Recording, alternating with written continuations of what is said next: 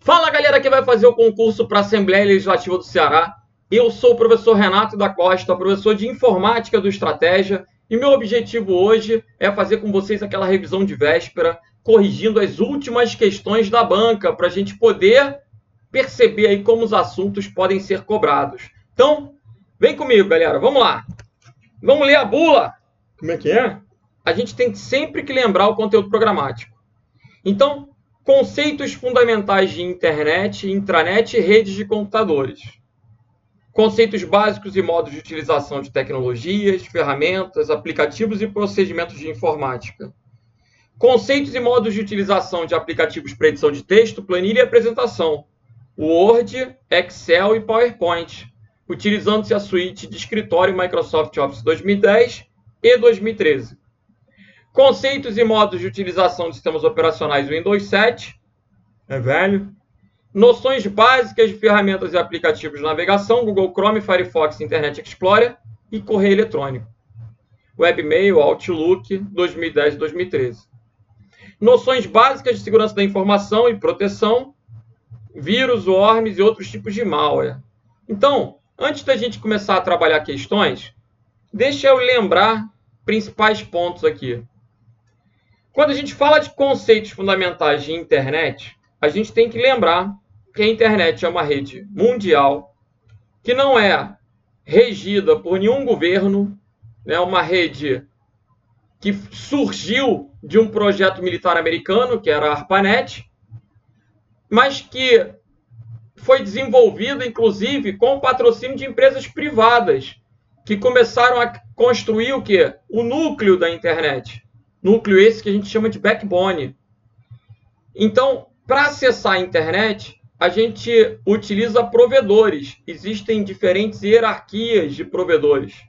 Provedores de backbone, provedores regionais, provedores de borda, provedores de conteúdo. O que são provedores? Empresas que oferecem algum tipo de serviço.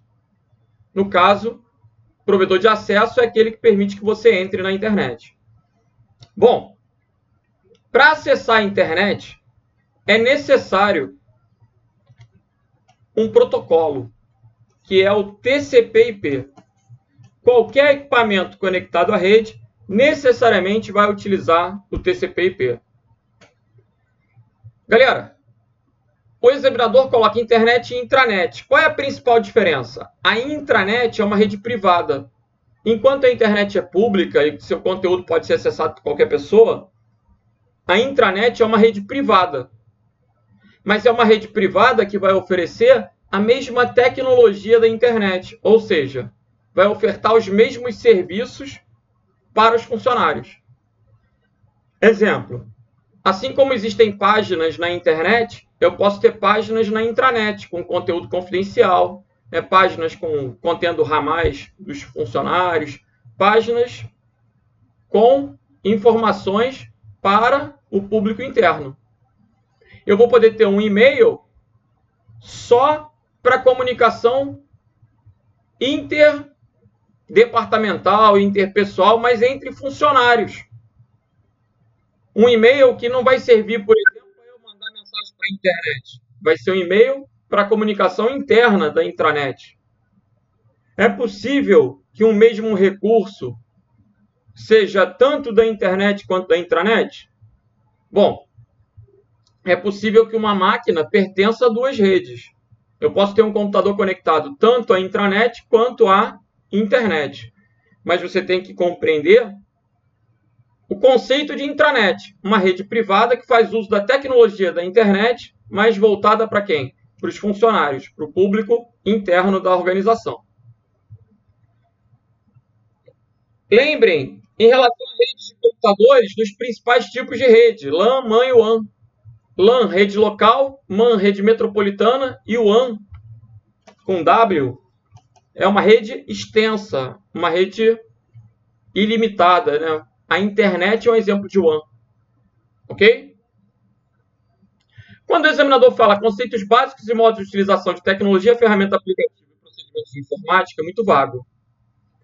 Mas quando ele traz conceitos e modos de utilização de aplicativos para edição de texto, planilha e apresentação. edição de texto, planilha e apresentação, Word, Excel e PowerPoint. O que a gente vai lembrar? Primeiro, formato de arquivo. Lembrem que o Word possui extensão DocX, que o Excel possui extensão XLSX, que o PowerPoint possui extensão PPTX. Em relação ao Word, pessoal, é lógico que o examinador pode cobrar qualquer coisa voltada para a edição de texto. É muito aleatório, muito vago. Mas o que eu tenho que lembrar nessa revisão de véspera? Primeiro, papo de seleção. Quando eu dou um duplo clique sobre uma palavra, eu seleciono a palavra. Se eu coloco o cursor dentro da palavra, eu posiciono o cursor.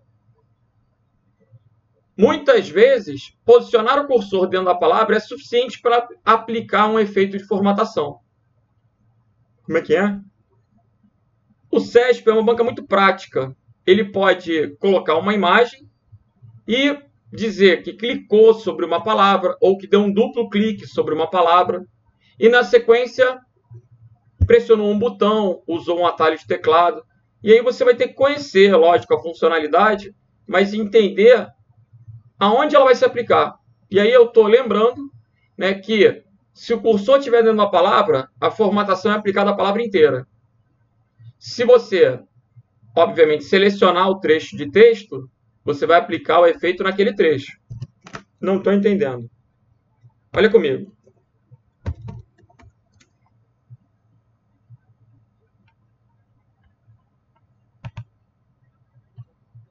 Vou bater um texto rapidamente. Observem que se eu clico dentro de uma palavra, é suficiente para colocar negrito, itálico, sublinhado. Eu não preciso selecionar a palavra. Basta o cursor estar entre dois caracteres quaisquer da palavra.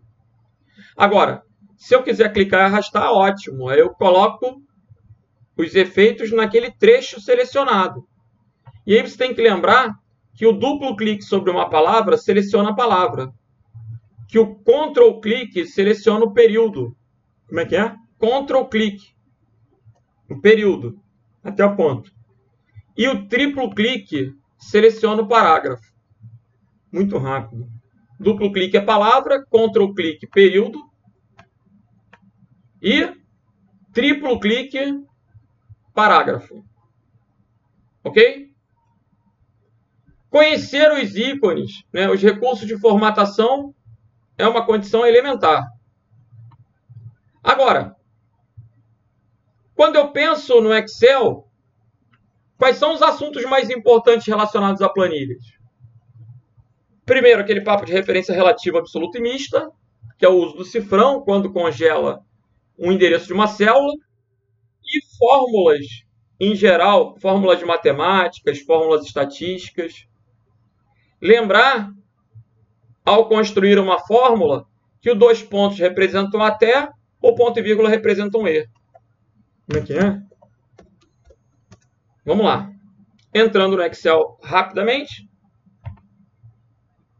Lembrar, nessa revisão de véspera, 5, 7, 8, 4. Igual a soma A1, 2 pontos A4. O que os dois pontos representam? 1 até. De A1, 2 pontos A4, é A1 até A4. Somou tudo. E se eu colocar o ponto e vírgula, eu tenho E. Soma de A1 e A4.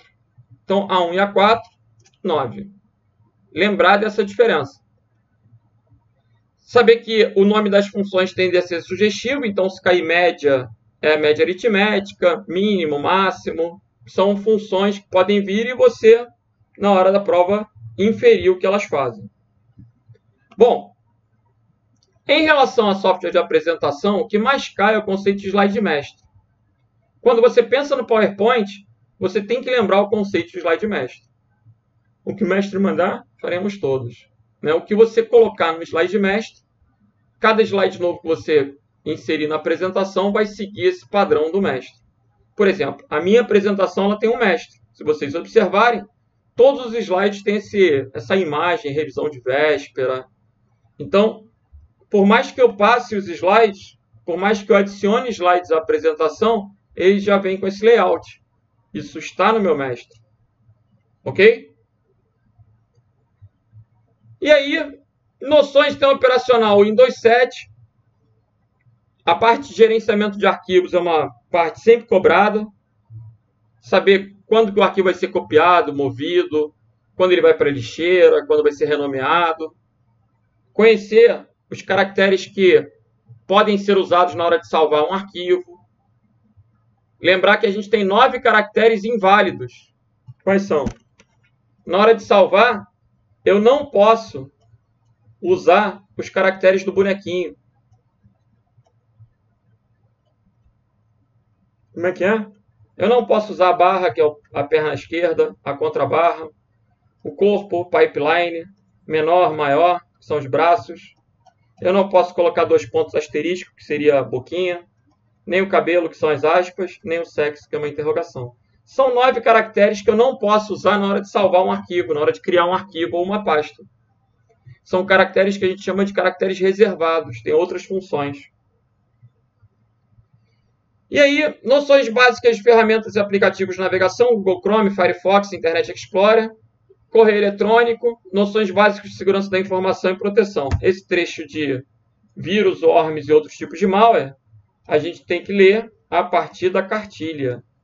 cartilha.cert.br.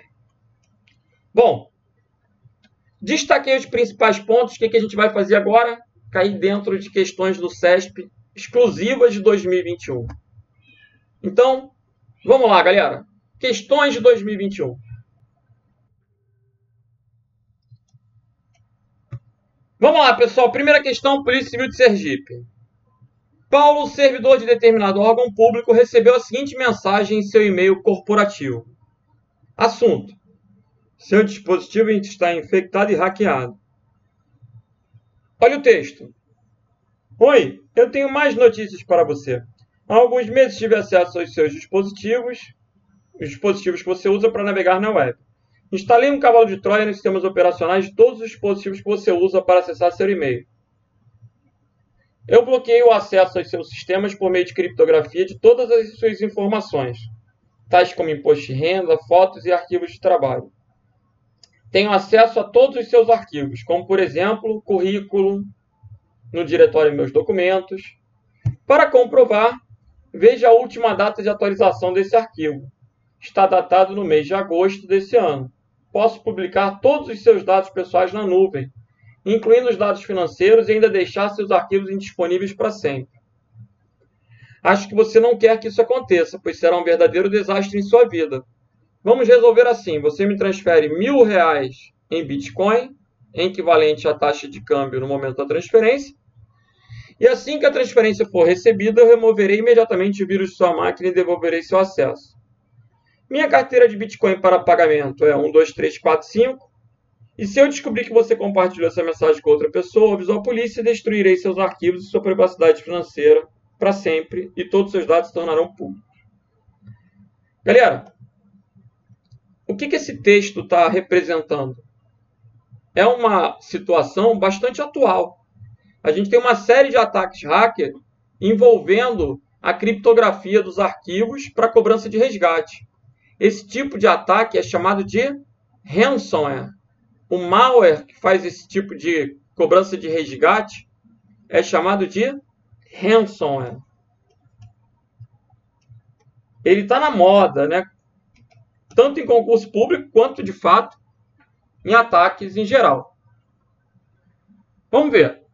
Infere-se do e-mail apresentado, especialmente do trecho: eu bloqueio o acesso aos seus sistemas por meio de criptografia de todas as suas informações, tais como imposto de renda, fotos e arquivos de trabalho, que se trata de um ataque por cavalo de Troia, o qual é um programa que, além de executar as funções para as quais foi aparentemente projetado, possui outras funções maliciosas escondidas, subreptícias. Então, esse trecho torna inacessíveis os dados armazenados sem conhecimento do usuário. Ele não é característico do cavalo de Troia. Ele é característico do ransomware. Por isso a questão está errada. O cavalo de Troia, a definição dele é o quê? Ah, esse trecho aí do início está certo. O que é um cavalo de Troia? Um programa que, além de executar as funções para as quais foi aparentemente projetado, se faz passar por um programa útil, mas possui código malicioso escondido. Isso que tinha que trazer. Quando ele fala torna inacessíveis os dados armazenados, já é a característica do ransomware, que até pode ser instalado por intermédio de um cavalo de Troia. Ok? Então essa questão está errada. E é uma questão bem atual, o assunto é pertinente, né? Vamos para a próxima. Ainda com relação a essa situação hipotética, se Paulo usasse o browser para acessar sua caixa de e-mails no órgão por meio do protocolo SSL. Esse SSL é utilizado sempre em conjunto com outro protocolo. Como, por exemplo, no caso do HTTPS. Quando a gente acessa uma página segura, ela combina o HTTP com um protocolo criptográfico, que pode ser o SSL ou o TLS. O TLS é ainda mais moderno que o SSL. Tal protocolo garantiria a segurança de seus dados, diminuindo riscos de ataque a seus dispositivos, de modo que o invasor não teria acesso aos arquivos do usuário. O que está errado aí, pessoal? O objetivo do SSL é a criptografia. Ou seja, ele vai garantir o sigilo. Ele vai garantir a confidencialidade. Quando eu acesso uma página com HTTPS, eu sei que a comunicação entre mim e o servidor é sigilosa. Se alguém interceptar, não vai entender nada. Porque quando eu acesso um site, quando eu acesso alguma coisa na internet, eu não tenho uma conexão direta entre a minha máquina e a máquina servidor. A comunicação ela vai passar por diversas máquinas intermediárias. É o que a gente chama de comutação por pacote. E nesse meio do caminho é possível que haja uma interceptação. Daí usar o SSL vai garantir o sigilo. Veja, tal protocolo garante segurança, diminuindo o risco de ataque? Não. De modo que o invasor não teria acesso aos arquivos? Não é isso. O SSL vai permitir o tráfego sigiloso, o tráfego seguro. Então essa questão está errada. Vamos para a próxima. Admitindo-se que a infecção do cavalo de Troia realmente tenha ocorrido, ou seja, um programa que se faz passar por um aplicativo útil, mas possui código malicioso escondido. É correto afirmar que tal infecção pode ter acontecido por meio de um spear phishing. O que é isso? É um e-mail contendo um golpe, uma fraude. Esse spear phishing é nada mais, nada menos que um phishing. Phishing também pode vir na prova como phishing scam. É um e-mail contendo um golpe. Um e-mail de golpe financeiro.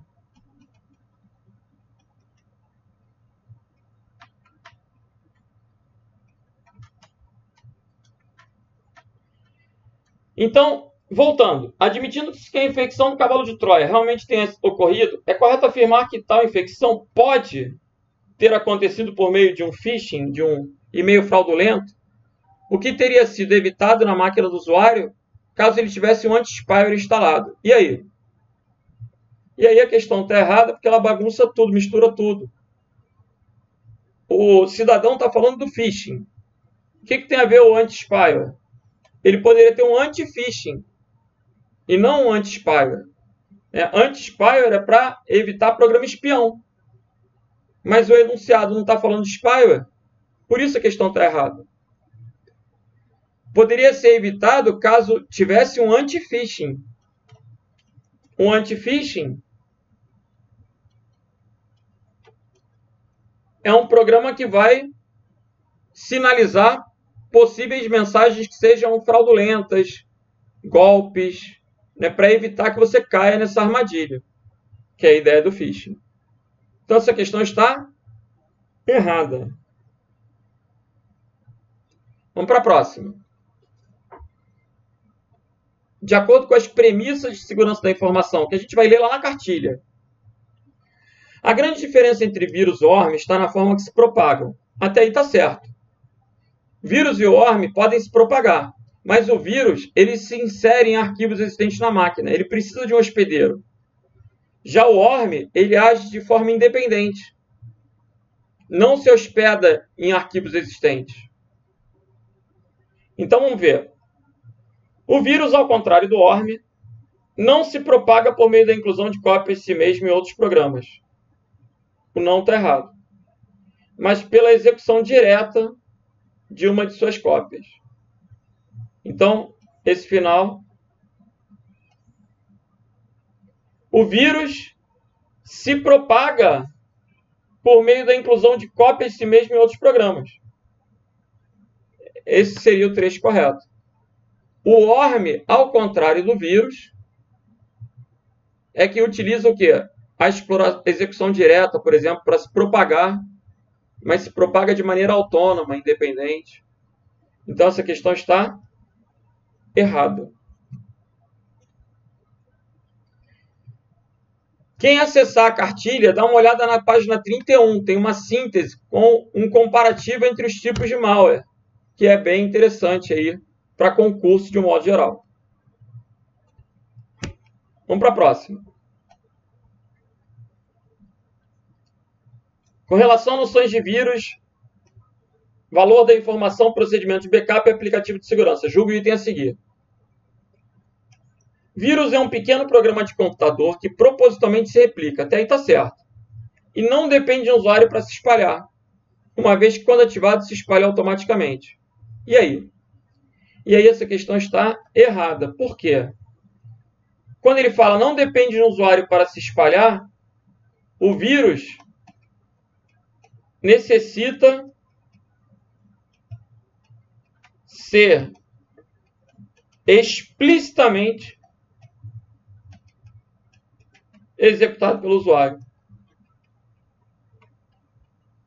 Se porventura eu mando um arquivo para alguém através de um correio eletrônico, um anexo,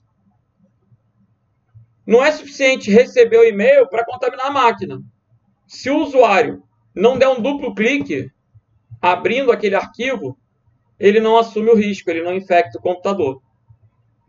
Então, o vírus ele necessita ser explicitamente executado pelo usuário para despertar aquele código malicioso que está escondido.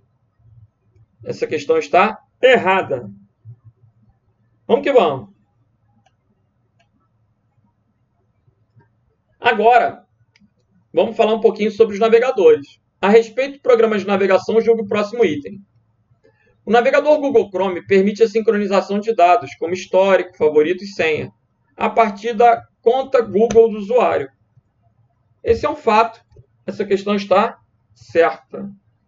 Quando a gente faz o login no Google Chrome, olha aí, ó, eu estou entrando no Google Chrome. Ele pergunta qual usuário que eu vou trabalhar. Observem que eu posso escolher dentre os usuários cadastrados, eu posso adicionar um usuário novo, ou eu posso acessar o modo visitante. No modo visitante, eu não vou estar escolhendo nenhum usuário, né? Então, eu vou escolher aqui o usuário, Renata Costa. Pronto. Quando eu entro com esse usuário, olha aí, a sincronização está ativada. Então, se eu acessar páginas, ele sincroniza o meu histórico de modo que todos os dispositivos que eu tenha logados acessem, compartilhem daquela informação. Isso é bem interessante, né? O Chrome ele vai salvar os dados de histórico, favoritos. Ele vai salvar esses dados na nuvem. E com isso, de qualquer equipamento conectado, né, com aquela conta, eu vou ter os dados sincronizados. Então, voltando para a questão do Banese. O navegador Chrome permite a sincronização de dados. Permite. Como histórico, favoritos e senhas. A partir da conta do Google do usuário. Essa é uma questão certa. Vamos para a próxima. A respeito de programas de navegação, julgue o próximo item. Para não memorizar o histórico de navegação pelo navegador Firefox, deve-se utilizar necessariamente a navegação privativa, pois de outra forma, além dessa, o histórico será registrado. Bom, a navegação privativa, ela de fato não deixa rastros. Não deixa rastros da navegação do usuário. O problema é que ele coloca assim, pois de outra forma, além dessa, o histórico será registrado. Galera, da mesma maneira que no Chrome eu tenho a navegação para o visitante, no Firefox eu tenho uma correspondência. Olha comigo. Entrei aqui no Firefox. O Firefox tem Firefox Sync. É para sincronizar os dados. Aqui eu não estou com nenhuma conta. Então, ele não vai sincronizar. Agora, nova aba, nova janela privativa, favoritos, histórico, download, senhas.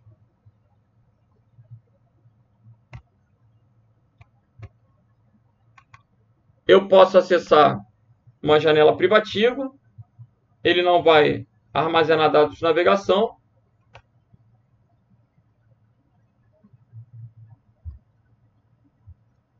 Vamos voltar para a questão. Para não memorizar o histórico de navegação pelo Firefox, deve-se utilizar necessariamente a navegação privativa, pois de outra forma, além dessa, o histórico será registrado. Qual o erro da questão? Se eu não tenho um usuário, apesar de que o histórico de navegação, ele vai ficar naquele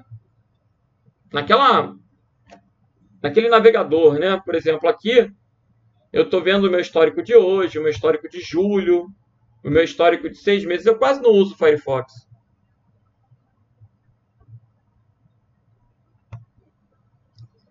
O erro da questão, então, está nesse necessariamente.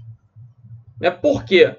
Essa navegação, a navegação privativa, ela não deixa rastros na máquina do usuário. Mas a gente tem a opção de navegação convidado, a gente tem a opção de apagar o histórico. E aí, quando ele coloca, pois de outra forma, além dessa, o histórico será registrado. O erro está no necessariamente. Repete. Vamos lá, pessoal. A navegação privativa, ela despenca em prova. No Chrome, a gente tem a navegação chamada anônima. No Firefox, a navegação é chamada de privativa. São equivalentes. Quando eu entro lá no Firefox, vamos entrar aqui rapidamente. Firefox, aí eu tenho aqui, ó, nova janela privativa. Se eu clicar em nova janela privativa, vocês vão observar que há um íconezinho, como se fosse com uma máscara. Isso caracteriza a navegação privativa. Eu posso agora entrar em qualquer página que ele não vai salvar o histórico, não vai salvar dados que eu preencho em formulário, não vai salvar senhas, não vai deixar arquivos temporários na máquina. Ou seja, não ficarão evidências da minha estada, da minha navegação na máquina. Ele não vai deixar rastros na máquina. O que o examinador costuma fazer? Ele pergunta se a navegação anônima não deixa rastros no site, no servidor. E aí está errado. Porque o site, o servidor, ele vai continuar sabendo seu IP. Normalmente ele te rastreia a partir do seu número IP. Quando a gente fala de anonimato na navegação anônima, privativa, a gente está falando que ele não deixa rastros naquela máquina, na tua máquina. Você vai poder navegar e não vai ficar nada no histórico, não vai ficar nada nos arquivos temporários. A única coisa que é armazenada ainda na navegação anônima, privativa, são os downloads que você vem a fazer e os favoritos que você vem a acrescentar. Por quê? O histórico de download sai, mas os arquivos que você baixou vão continuar. Beleza? Então, voltando para a questão. A questão está errada por causa do necessariamente. Vamos para a próxima. A respeito de segurança e proteção na internet, julgue o item que se segue. Para que as pragas virtuais denominadas worms, que são um tipo de malware que se replica, causando congestionamento na rede, lentidão na rede. Para que as pragas virtuais denominadas worms ataquem um computador em uso, é necessário que execute um arquivo do tipo BAT? Olha o necessário de novo aí. Não é necessário que eu execute um arquivo BAT. Essa questão está errada. Galera, o worm ele tem a capacidade de se replicar, de explorar vulnerabilidades, conexões de rede. Eu posso até executar o worm a partir da exploração, da execução direta dele. Mas ainda assim, também não era necessário que fosse a extensão BAT. BAT é uma extensão perigosa. BAT é a extensão de batch file, que são arquivos de lote. Podem ser softwares maliciosos. É um tipo de extensão executável. Mas eu não posso afirmar que para eu pegar um worm é necessário executar um arquivo BAT. Existem várias outras extensões de arquivos executáveis que são tão perigosas quanto. E o worm ele tem a característica de se replicar automaticamente. Então, não é necessário que eu execute o arquivo BAT. Vamos para a próxima.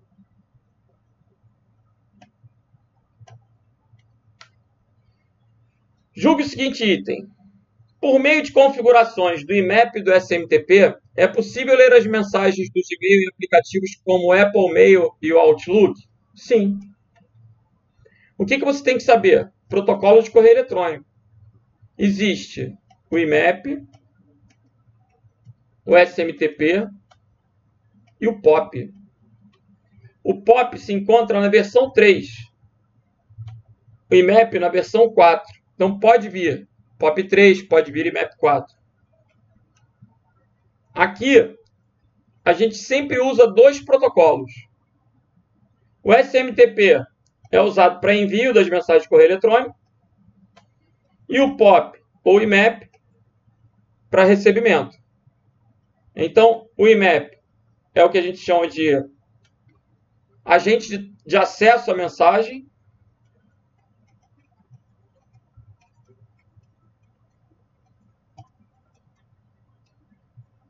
O SMTP é um agente de transmissão da mensagem.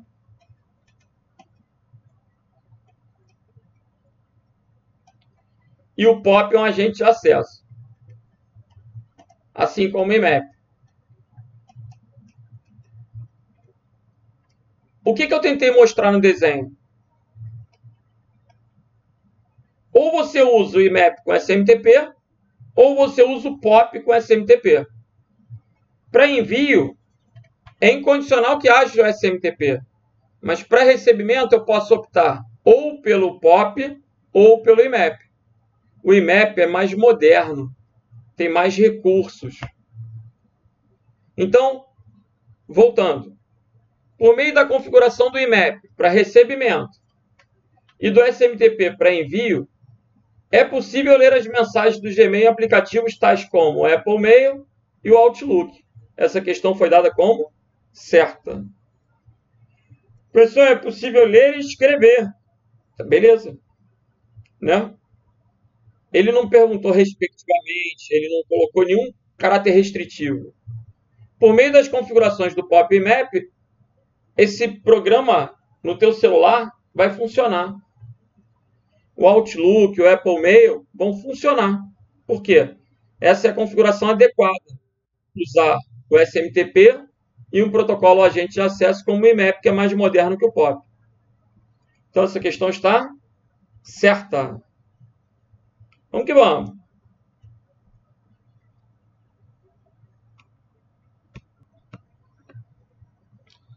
Vamos lá.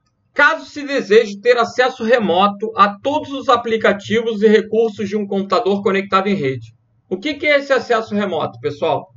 Nesse período de pandemia, esse tipo de serviço cresceu muito, né? Onde, por exemplo, o funcionário em casa precisa de um suporte, precisa que alguém configure a máquina dele. E aí, o técnico da empresa realiza o quê? Um acesso remoto, uma entrada devidamente autorizada mediante uma senha, um procedimento lícito, né? Então, caso se deseje ter acesso remoto a todos os aplicativos e recursos de um computador conectado em rede, de forma similar ao que ocorre no acesso local, é possível fazê-lo por meio de recursos disponibilizados na área de trabalho remoto do Windows 10. Essa questão está certa. O Windows 10, em sua versão Pro, traz um protocolo chamado RDP, Remote Desktop Protocol, que permite, que possibilita o acesso remoto. Lembrando que outras ferramentas são muito populares para isso, como, por exemplo, o TeamViewer, talvez vocês já tenham usado, o Anydesk. São ferramentas, né, baseadas em VNC para acesso remoto. Ok? Vamos que vamos. Sendo o HTTPS. O que é o HTTPS? Protocolo de transferência de hipertexto seguro para acesso a páginas com criptografia. Um protocolo de segurança utilizado em redes privadas de computadores. Infere-se que o endereço https://intra.pcdf.df.br identifica necessariamente um sítio localizado em um servidor de intranet. Essa questão está errada, porque não necessariamente vai ser um site de uma intranet. Como é que é? O HTTP e o HTTPS são protocolos usados na internet. E tudo que é usado na internet pode ser usado na intranet, mas não necessariamente.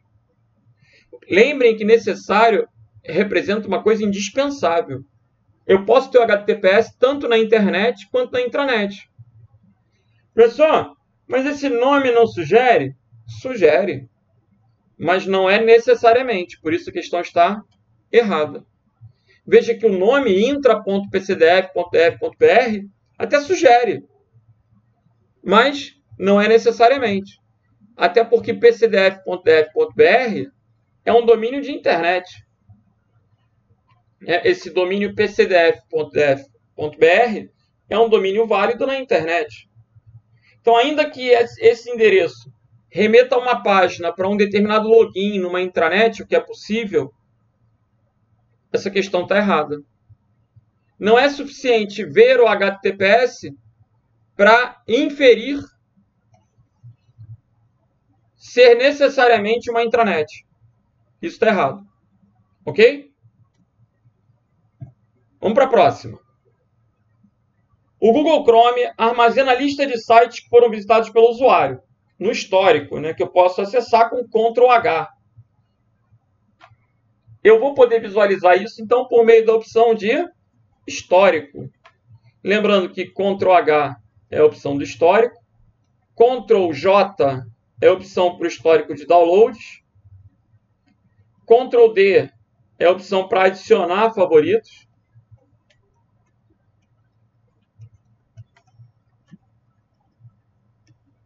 gabarito, então, letra A de alfa. Vamos para a próxima. No Outlook, é possível juntar um arquivo a uma mensagem de correio eletrônico e mandar com uma coisa só, né? A ser enviada para um ou mais endereços destinatários. Para eu mandar para um ou mais endereços destinatários, eu tenho que colocar destinatários no campo para, CC, CCO. Agora, talvez difícil seja entender enunciado, né? No Outlook é possível juntar um arquivo, clicando-se a opção anexar arquivo. O mérito da questão é possível juntar um arquivo. Qual é a opção? Anexar arquivo. Representado por um íconezinho de Eclipse. Um grampozinho. Ok? Gabarito letra D de delta.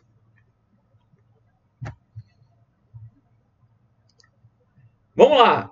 Deve-se permitir que, ao usar o Chrome 91, a versão não importa, o usuário não veja nem modifique as informações de outros perfis do Chrome. O histórico de um usuário não vai se confundir com o histórico de outro usuário. Ele não pode ver nem modificar. Legal. E que ao sair seu histórico de navegação gravado seja excluído do computador. As maneiras que ele tem de fazer isso são através da navegação privativa, anônima, ou do modo visitante, convidado. No Chrome, para permitir que o usuário não veja nem modifique as informações de outros perfis e que ao sair o histórico de navegação seja excluído, é necessário navegar no Chrome. E aí? Agora ferrou, tem as duas opções, na navegação anônima ou no modo visitante. Na navegação anônima, a pessoa tem que fazer o login. Só que, depois de logado, ele usa a navegação anônima. No modo visitante, a pessoa não fez o login. Ela não tem um usuário, ela não trabalhou com o usuário. O gabarito da questão é a letra B. Vamos ler de novo? Deve-se permitir que, ao usar o Chrome, o usuário não veja nem modifique as informações de outros perfis. E que, ao sair seu histórico de navegação, seja excluído do computador. No Chrome, para permitir que o usuário não veja nem modifique as informações de outros perfis, é necessário navegar no Chrome. Bom, o gabarito da questão colocado pelo SESP foi a letra B. Mas eu queria que vocês percebessem esse detalhe. Vamos entrar na navegação. Vamos entrar no Chrome. Observem comigo aí. Ó. Entrei no Chrome. Aí eu tenho aqui o modo visitante, que é a resposta da questão. Se eu acessar o modo visitante, eu não tenho usuário. As páginas abertas nessa janela não aparecerão no histórico do navegador, nem deixarão outros rastros no computador, como cookies. Depois que todas as janelas visitantes forem fechadas, no entanto, todos os downloads serão preservados. Então, esse é o modo de navegação visitante. Aqui, eu não tenho como entrar no modo de navegação anônima. Você vai ver que não aparece anônimo. Se eu pressionar um Ctrl+Shift+N, que é o atalho no Chrome para navegação anônima, ele não abre. Agora, vou fechar, vou entrar com o usuário aqui.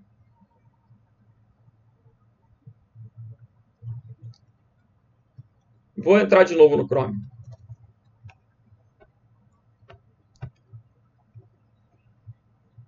Agora eu vou entrar com o usuário. Vou escolher aqui o usuário. Legal. Escolhi o usuário.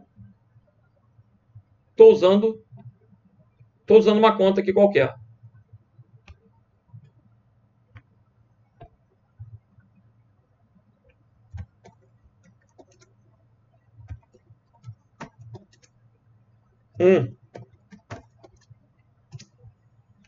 Entrei. Estou fazendo login. Essa autenticação em 2 fatores aumenta a minha segurança. Legal. Consegui autenticar. Aí, aqui, pessoal, eu consigo entrar no modo anônimo. Se eu entro no modo anônimo, ele também não deixa rastros. Mas eu preciso que você perceba que para eu acessar o modo anônimo, eu tinha que estar logado. Eu tinha que estar com o meu usuário. né? Aí, com o meu usuário, eu posso acessar uma janela anônima. Então, a navegação visitante e a navegação anônima, elas têm muita semelhança. Só que na navegação visitante, o usuário não fez o login. Na navegação anônima, o usuário fez o login, mas ele quer, naquela janela, ficar anônimo. Essa seria a diferença. Bom, gabarito, então, da questão ficou a letra B. Vamos para a próxima.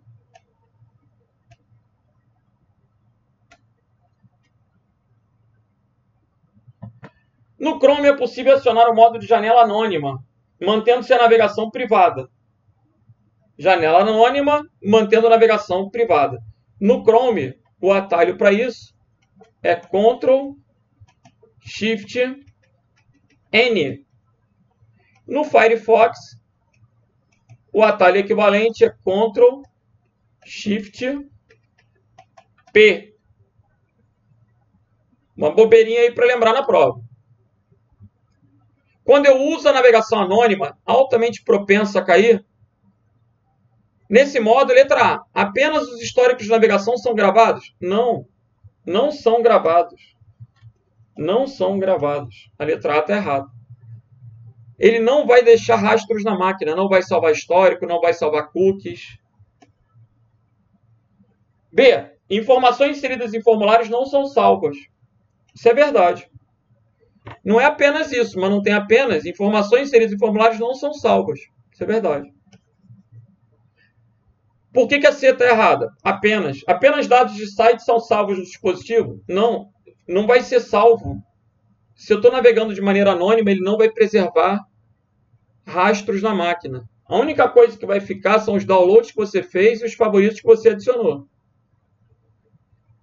Letra D. Nenhum provedor de acesso à internet, nenhum software de monitoramento de paz, por exemplo, visualiza a atividade do usuário. Errado. Na internet, os provedores vão conseguir rastrear você pelo teu IP. Vão continuar sabendo aquilo que você está acessando. Não deixa rastros na máquina, mas você vai continuar sendo monitorado, por exemplo, a partir da rede. Então, gabarito aí, letra B de bravo.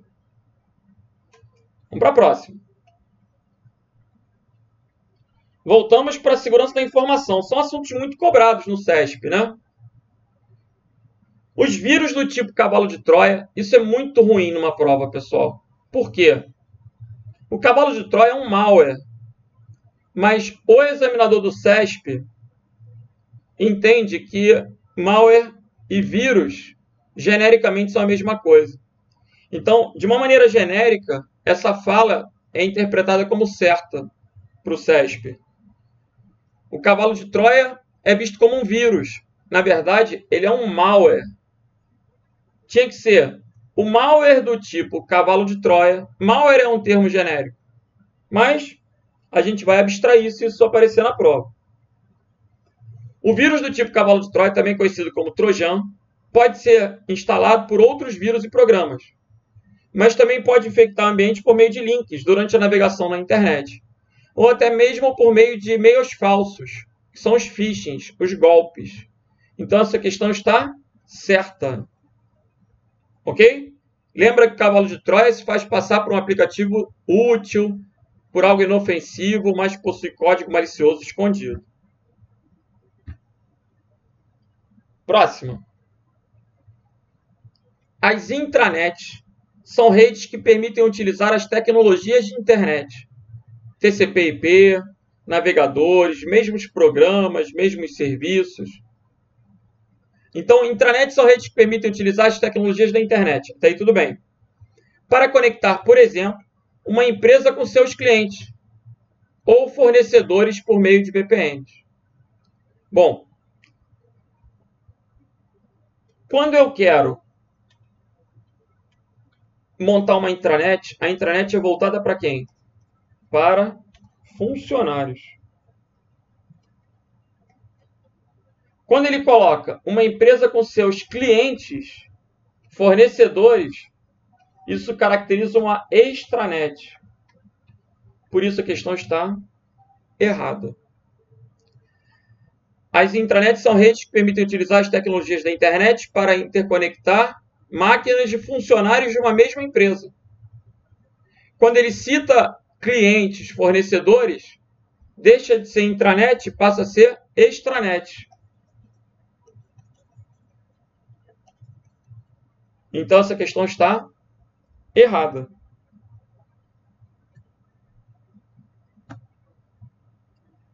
Vamos sair agora dessa parte de segurança, redes, internet, e vamos ver questões acerca do Microsoft Office.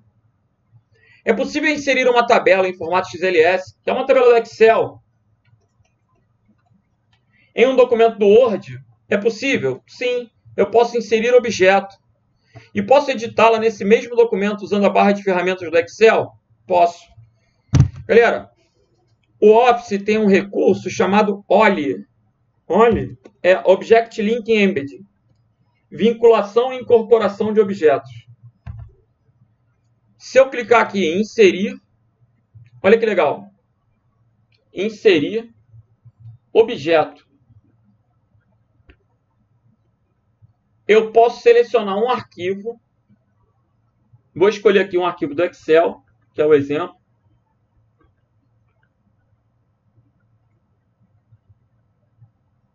Vou pegar um arquivo que já exista na minha máquina do Excel.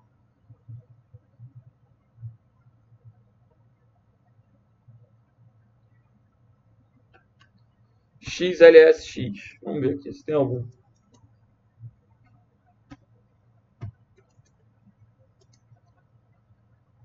Tem que procurar aqui algum.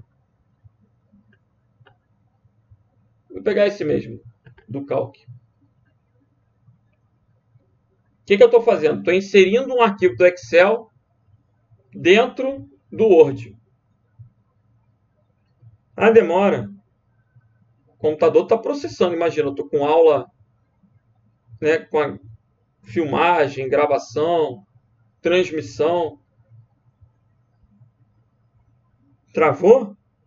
Está aí pensando, carregando.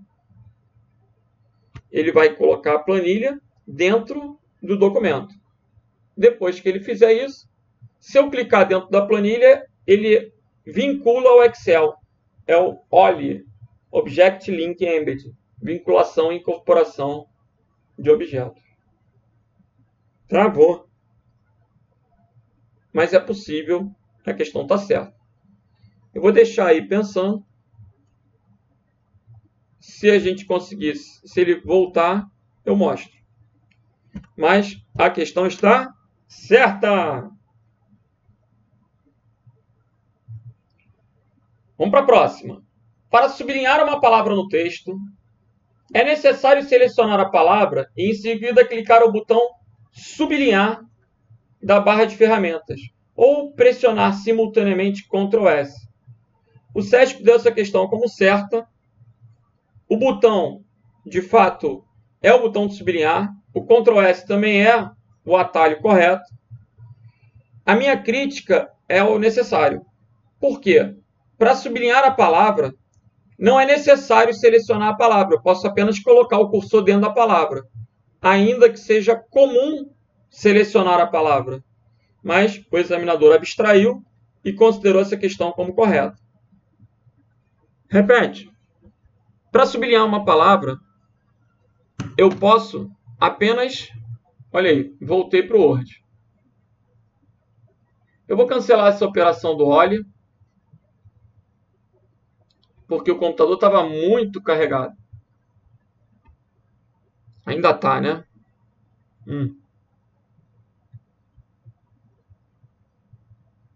100% de utilização da CPU, ele trava. Então,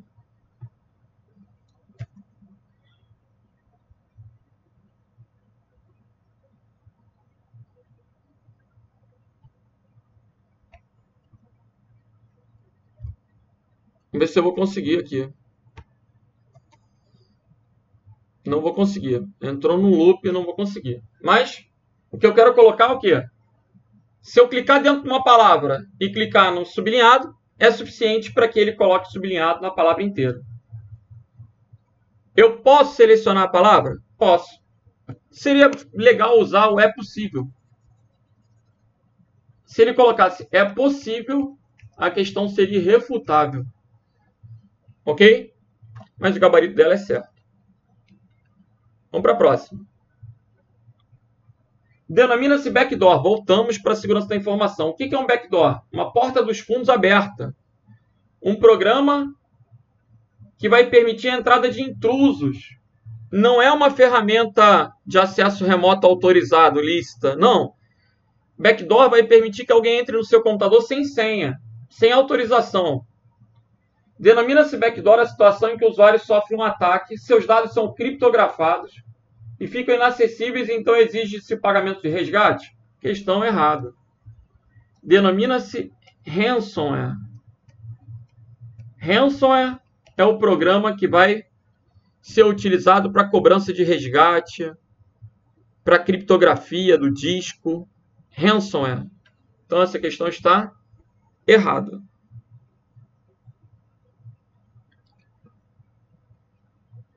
Vamos para uma questão da Polícia Federal. No que se refere à rede de computadores, julgue o item que se segue.